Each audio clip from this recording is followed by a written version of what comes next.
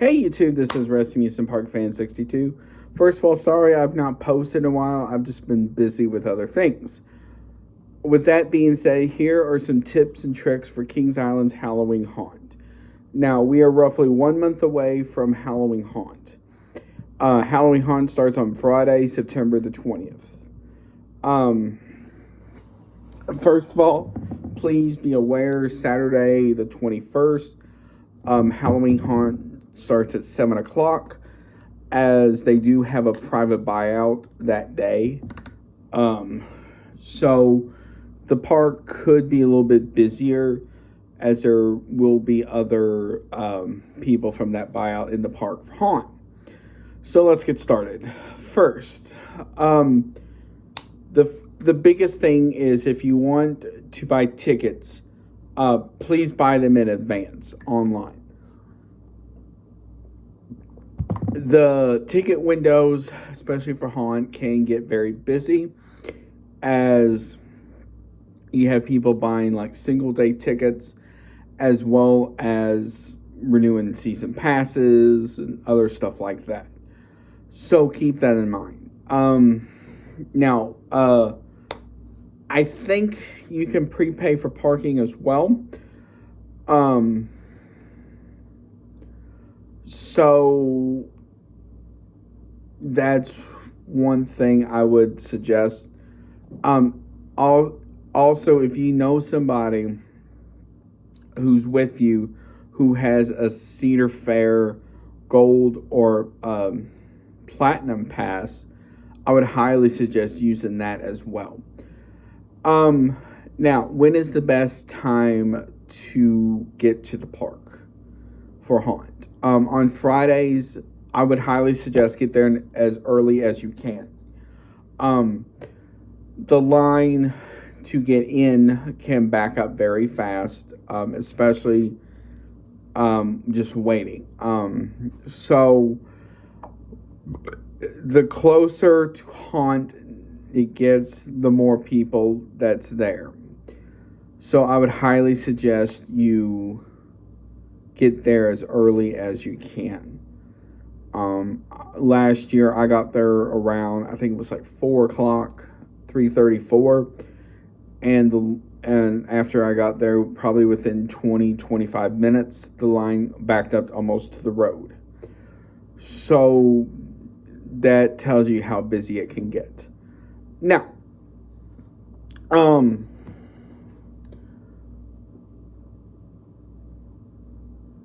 the next thing is fast lane / fright lane passes.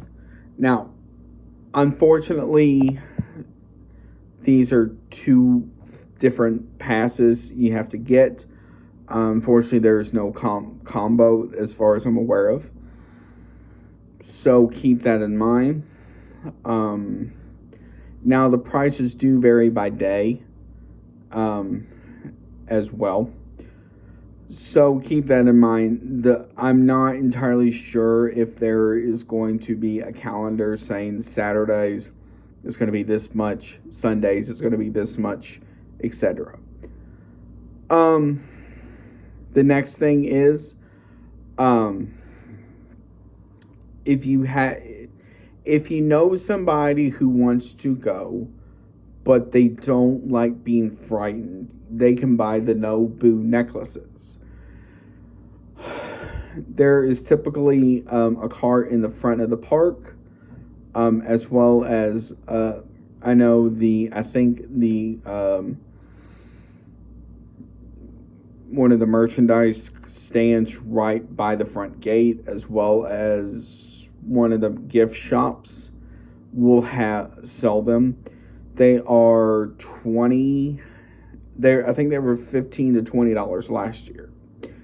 So if you're like, oh, I have one from 3 years ago, that won't work because those change every year. Also, please note this, those only work in the scare zones. They do not work in the houses. The fright lane passes are like the skip the line passes for the haunted houses. Now, this is more, now the next thing is, this is more on a Saturday and Sunday when they do Haunt on Sundays. Now, they do Haunt on Sundays, October 6th. No, I think it's the 6th, 13th, and 20th. Please note, Haunt starts at 6 o'clock on the dot. So 6 o'clock is when they have the opening ceremonies, which I will talk about in just a minute. But Planet/Camp Snoopy is still open during that time. One thing I would highly suggest is, if you have younger children, to be out probably no later than 5:45, especially if they don't like the scary stuff. Because during that time you do get a lot of the monsters that come. So unless you're planning on spending an extra $20 to go, maybe half a football field to get out, I would highly suggest be out maybe no later than 5:45.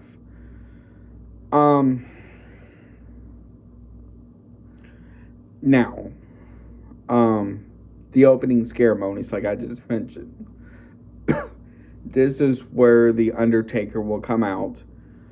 Usually welcome, they will have some of the monsters lined up on both sides. And they will talk about, he will talk about, being frightened and how it amps up the scare actors and all of this stuff. I would highly suggest, if you want to see what I'm talking about, you can go here on YouTube. And there have been people who have put up opening ceremony stuff. I think I did as well. So keep that in mind. There is pyrotechnics. So you will hear that, and then you will also hear as well, on each side of the fountain, they have, I think it's like 6 on each side. They look like flamethrowers. So you will hear them go off. And then throughout the night, they will go off as well. Music. Now, there is different music that goes around the park for Haunt. In the front, it's more like, I shouldn't say screamo, but it's like a more heavier type of music. Now, the opening ceremonies music is not terrible. It's tolerable. But once you get past that, that's kind of where it starts getting into that. When you go through Rivertown, for the scare zone in there, so that has a lot of stuff like twigs being cracked, people walking, a chainsaw starting up, and some other things like that.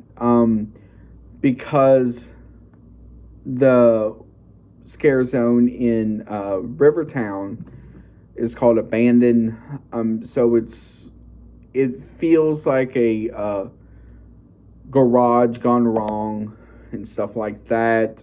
So there'll be scare actors with chainsaws and stuff like that. So when you're walking through Rivertown, that's what you will hear. Even though it's closer to Planet/Camp Snoopy, you'll still hear it, especially when you walk underneath Diamondback going toward Coney Mall and stuff like that. Speaking of Coney Mall, so this is the clown area. Now this is not so much a scare zone so the clowns will, still try and scare you, but then, so instead of playing like circus music in them, the past couple of years, they've been playing like pop music and stuff like that. I have my fair opinions about that. I'm not going to share. If you ask me in the comments below, I will explain. But overall, it's more of like a clown slash circus theme. So it's not tolerable. It is tolerable, but not the greatest. So if you're going toward Orion, you will go into an alien theme. So this area is not that big. So they do with what they can. So you get people on stilts, and then you also get people with like a, I'm not sure how you describe it. It looks sort of like an umbrella on its side around the scare actor and stuff like that. They're dressed up as aliens. The cool thing is some of them will appear in the fog and other stuff like that. The cool thing is they have this structure. So it has all these different lights that go off and stuff like that. And then they have like a couple of screens. The screens are decently sized. So it kind of reminds you of like a menu at a fast food restaurant. And so it'll have different stuff on that. The music in that area is, there really isn't much music back there other than just the standard stuff that goes on for back in that area, especially with Orion and Flight of Fear. So now, once you get past Coney Mall, you're heading toward Action Zone. Action Zone is where a lot of the stuff happens. So this is, you will get into the Pumpkin Eater Scare Zone. Now, the Pumpkin Eater Scare Zone, I did a walkthrough of that last year, so if you want to go check that out, I did it during the day. Now, the music for that, the best way I can describe it is, it's like children's fairy tales getting demented. So I did a couple of videos, and you can hear it in the background. So if you want to go check that out. Now, what are the typical wait times for rides? Now, Friday nights and then Sunday nights, especially when they go on Sundays in October, the wait times are not as bad. They are tolerable. Everything is typically under an hour at most.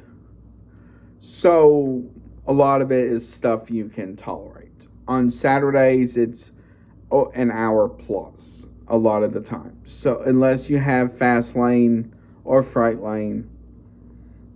Now, haunted houses are the same way. Now, Kilmart, which is the haunted house in Coney Mall, that's only one of a couple that opens up at 6 because it is indoors. I believe Coney Mall, Kilmart, Madame Fatale's Cabinet of Terror, I believe the hotel one, all open up at 6. And then Cornered, and there's another one in there. I may be wrong on some of them, open up later because it is outdoors. Now,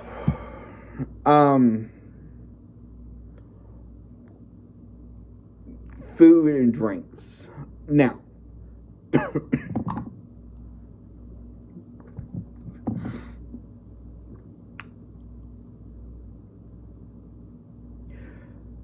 food during this time is going to vary. But if you have a so they have a pass you can buy where you can get, I think it's like 5 things for, I think it's like $35, I believe. I may be wrong on the price. And you can try 5 different things. Um, the way you will know it's there is there'll be a sign out front, and it will show what it is. And then it will have like a little symbol. Now you can buy it on its own as well. Drinks, they typically do have a couple of different pumpkin beers you can get, as well as stuff what looks like IV bags. Now the cool thing about the IV bags is it's different flavors, and so they have different names for it. There is a couple for people who can't drink alcohol. One of them is called, I think, like Poison Pixie, and something else. All you have to do is ask the nice bartenders, and they will let you know.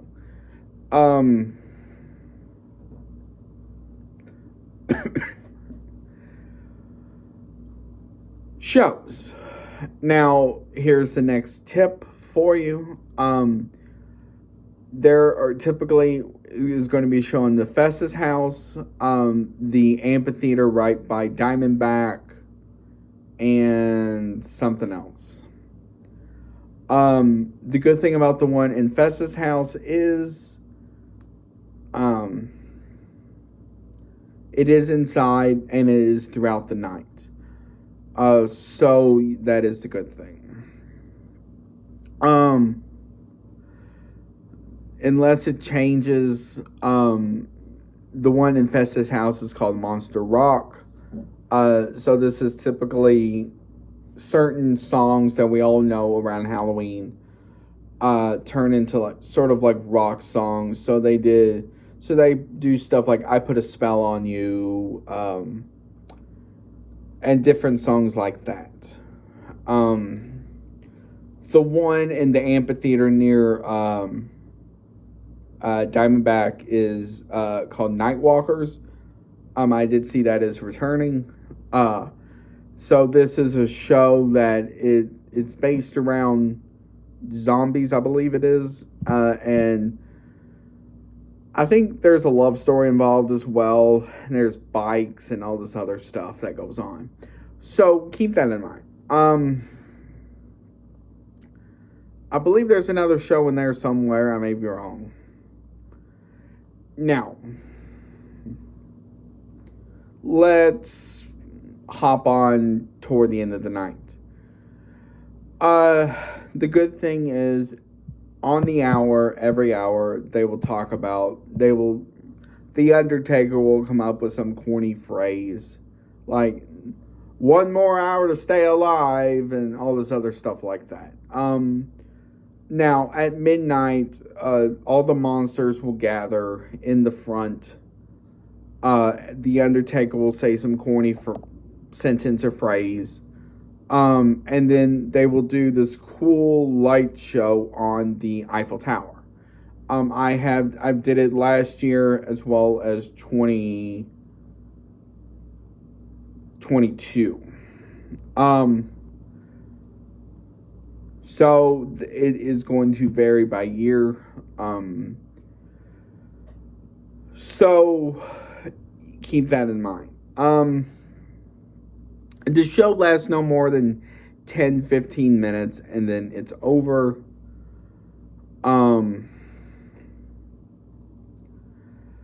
So if you're in the park and you hear that show going on, please note when you get toward the front, there may or may not be music going on depending on stuff. So, the last thing is this.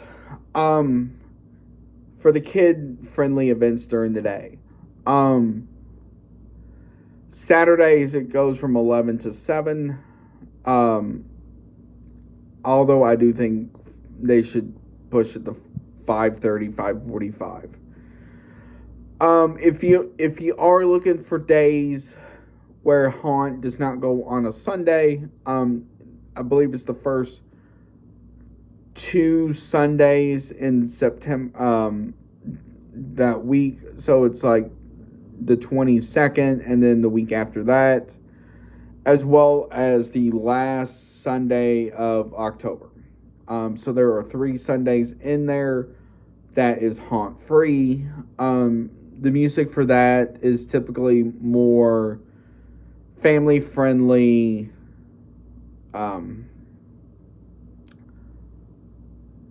But it is eerie.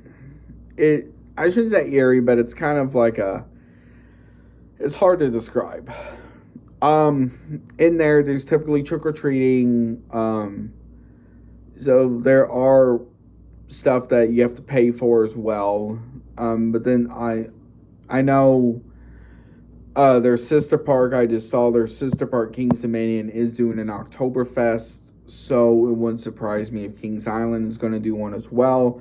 While I cannot confirm that as of now, I will do another one once all the haunt info gets released, and I will say what. Haunt goes from September 20th through November the 2nd. So you have a good 6 weeks, 7 weeks to enjoy Haunt. So if you have any questions, comments, or concerns, put them down below, and I'd be happy to answer.